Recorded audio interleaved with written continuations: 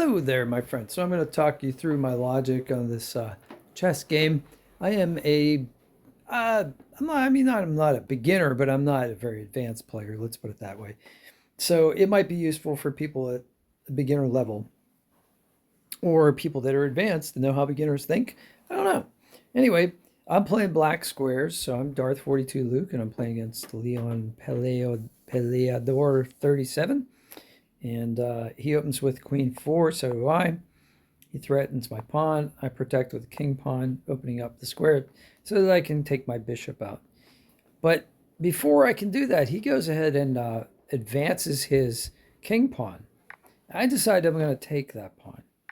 And he takes back with the knight. Now, I threaten his knight. So if he takes my knight, I'm going to take with the queen. He does, so I take with the queen. Now my queen is, I don't know, out there. Okay, he advances, so I don't take. I put him in check because I don't know. I like to do that, but I give him a chance to develop a piece. So that's not the best thing I guess I could have done. If he would have, I would have traded queens probably, and then taken his pawn, which I'm going to do eventually here. So I take his pawn here. So now we trade queens, and I take back with the pawn, of course. So my pawn's dangling out there. So he advances his knight. I'm not sure if that's a good move or not. All right, I threaten with the bishop, but I'm not going to take it. But then he threatens my bishop, so I move back. Now he checks me, and I protect with the bishop, because if he takes my bishop, now I'm going to develop my knight. Now I've got my rooks. I've got my everything developed. I'm ahead of him in development. See, he's still got a bishop that he hasn't moved yet, his black square bishop. And now I'm ready to castle on either side, and I can, by doing so, link my rooks to protect each other. So that's a big deal. So he does the same thing. So I decide I'm going to castle on the king's side because I've already got my pawn on queen, what is it, d5. And so I'm going to use my other 3 pawns on the queen side to protect that pawn, right? Support that pawn, I should say. So he castles on the opposite side, but I'm up a pawn at this point. So I protect that pawn, and he does that. I don't know why. I guess I really don't know why he did that. Okay, I'm getting the rooks out, and I was going to take his rook, but then if I take his rook, then he takes me back, and then he has the open file. So vice versa. So I decide I'm going to grab a second pawn here. So I do. But he does something very clever, and he traps my bishop. So he moves a pawn forward. Now my bishop is trapped. So I move my rook pawn out because I'm going to go and defend that bishop. But he can take my rook here, and I can take back with the knight. That's exactly what happens. And so now he threatens my bishop. So what do? I go here to protect the bishop, right, with the knight. So he moves his bishop forward. I don't know what good that does anybody. I'm still protected here. So I'm thinking, okay, if worst case scenario, I can take a pawn here. Maybe some way I can figure, I can figure out how to get out of this thing. I'm not sure exactly. Okay, he threatens my knight. So I take the pawn. Now he can take me back with the bishop, and basically I'm out of luck. Now it's all even, basically. So I have taken what? I have my pawn chains are very good, but he has an extra attack piece. So do I want to take the knight? No, I don't. I need a knight and a rook in order to get into the end game here, because he's got 3 attack pieces. If I trade the knight at that point, then he's going to have 2 attack pieces. I'm only going to have 1. That's not good for me. So he threatens my knight. I retreat behind my pawn chain. Okay, he's going to set this up. So he wants to put pressure on the G pawn in front of my king. So I'm going to threaten his rook. Now I'm going to threaten his rook with the knight. He moves again. Now I'm breaking up my castle here. I'm advancing and trying to get his rook out of the way. He puts his rook in a very precarious spot. So I fork his rook and his bishop.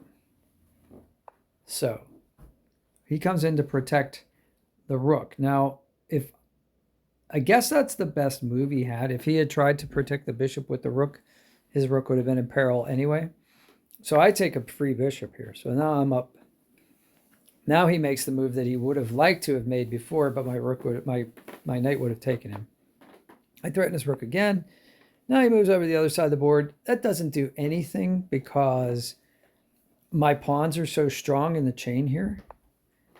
So I block the open file. He comes forward. I put my rook in the open file because I'm going to want to get down there and check his king at some point or start collecting pawns. He puts my knight in check, he puts me in check with his knight. I threaten his knight. He goes back, puts me in check again. I threaten again. He threatens my rook. I go here. He moves forward. Now I can move my knight forward and threaten his rook, but instead I start advancing my pawns. I want to threaten his rook that way and get these pawns kind of closer to where I may be able to use them to control the queen side of the board because he's only got 3 pawns over there. I have 4. He protects his rook. I threaten the rook. So here, that was a mistake. He could have taken my pawn at this point, right? He could have, he could have easily taken my pawn at this point, but then I would have taken his pawn. So instead he goes over here and threatens this little pawn here, and my pawn's being protected by my rook, so I'm not worried about that. I advanced here. That's a bad move for me because he can take my knight with his knight. I take with the pawn. He takes with his rook, and then he's up a pawn. But he doesn't do that. He doesn't see that somehow. So I take his knight. That was a mistake on his part. That was a blunder. Okay, so now I know how I won this game again. So I'm just going to collect his pawn. Eventually I'm going to pass a pawn. I'm just going to pass this pawn all the way down. Eventually I'm going to get a queen, and that's game over. All right, so anyway, I took advantage of a blunder, basically. So, that happens so much. Even intermediate players and even experts blunder occasionally. Sometimes it's all about, I didn't have the extra attack piece, but I had a strong pawn defense, right? So basically, I just have to make smart moves and not blunder, and I can end up like waiting for my opponent to make a mistake and win the game. So, playing black, you're evenly matched. You're really not usually supposed to win, but it can happen, especially if blunders are made. So tell me what I did wrong. Tell me what I could have done better. That's the only way I'm going to improve. I hope this helps somebody out there with their game, and I'll see you guys on the next one. Have a great day. Thanks.